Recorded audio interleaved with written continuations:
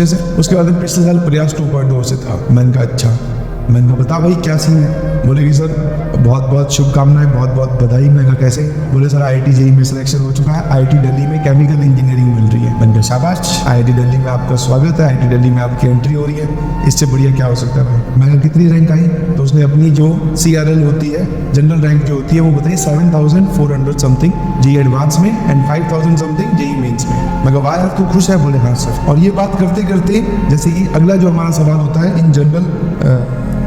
In general जो हमारा discussion होता है कि भाई तू खुश है, अगला सवाल होता है पेरेंट्स खुश है। जैसे मैंने ये पूछा कि पेरेंट्स खुश है, तो वो सवाल सुन के थोड़ा सा सहम गया, मुझे नहीं पता था। फिर उसने अपनी हालत बतानी स्टार्ट की कि सर एक्चुअली मॉम को पैनक्रियाटिक कैंसर था, तो मॉम की डेथ हो चुकी है। मैंने कहा यार रियली सॉरी, मुझे नहीं पता था। फिर मैंने कहा फादर खुश है, सब सही है। बोले सर पिताजी का एक्सीडेंट हो गया था, कुछ यहाँ पे चेस्ट में लगी, वो चेस्ट का जब इलाज करवाया, उसका ऑपरेशन वगैरह करवाया, तो किसी कारणवश यहाँ पे पस भरने लगी। पस भरने की वजह से पिताजी की भी हालत बहुत ज़्यादा क्रिटिकल हो गई थी।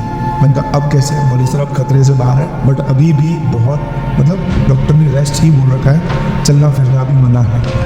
तो मैंने कहा यार रियली सॉरी, मुझे ये सवाल नहीं पूछना चाहिए। बट जब मैं ये बातें उससे कर रहा था तो चेहरे पर बिल्कुल शिकस्त नहीं, आराम से वो अपनी स्ट्रगल की कहानी बता रहा था कि उसने क्या झेला होगा। और वो बोल के तो नहीं बता सकता और हम लोग इमेजिन भी नहीं कर सकते, समझे कि नहीं समझे। तो मैं आपसे फिर मैंने कहा, फिर मैं बाकी सवाल पूछने लगा। मैंने कहा फिर पूरे साल तूने कैसे अपने आप को फोकस कैसे रखा यार? यहाँ तो घर में किसी की शादी आ जाती है, बाकी सब छोड़ो सर, किसी के मतलब हमारे चाचा के लड़के का अगर बर्थडे हो तो हम उस दिन पूरे दिन नहीं पढ़ते। तो तूने अपने आप को फोकस्ड कैसे रखा इतने सब नुकसान के बावजूद? और इतना घर पे क्रिटिकल सिचुएशन है, आदमी जो है वो नॉर्मली सांस नहीं ले पाता ऐसी सिचुएशन में, और तूने पढ़ाई की। उसने बस एक बड़ा ही सुंदर सा और खूबसूरत सा जवाब दिया, कोई ब्यूटीफुल आंसर नहीं। बोले सर मुझे ये करना था बस, और मुझे अपने लिए करना है, और मुझे अपने परिवार के लिए करना है, मुझे उनकी हालत सुधारनी है, तो बस ये करना था। सिंपल सा एकदम, मतलब एक ऐसा जवाब जिसमें सब कुछ आ भी गया।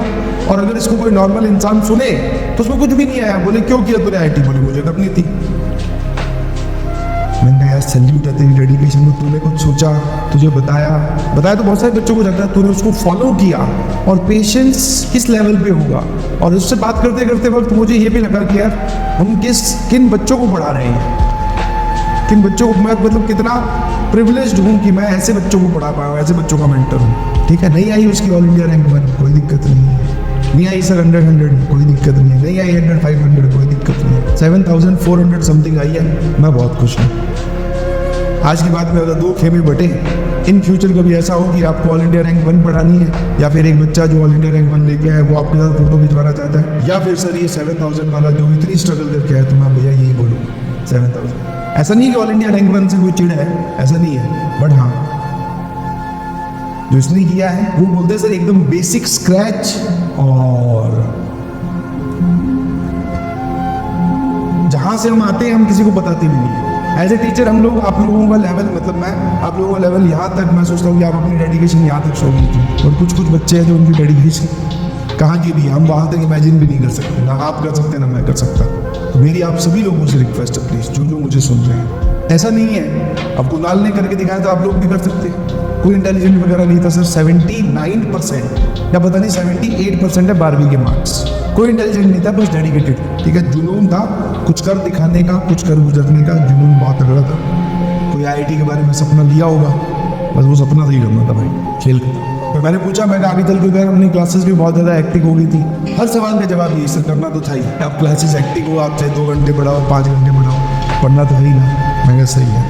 तो जब तक आप अपने बहानों को दूसरों से कंपेयर करेंगे नहीं ना, तो आपको हमेशा बड़े लगेंगे। अब लगेगा मेरे साथ तो सर ये है, मेरे घर पे तो ये सिचुएशन है, आप ये सिचुएशन ठीक करवा दो, मैं आपको पढ़ के दिखा दूंगा। तो जनरल एटीट्यूड होता है, मेरा भी ऐसा ही।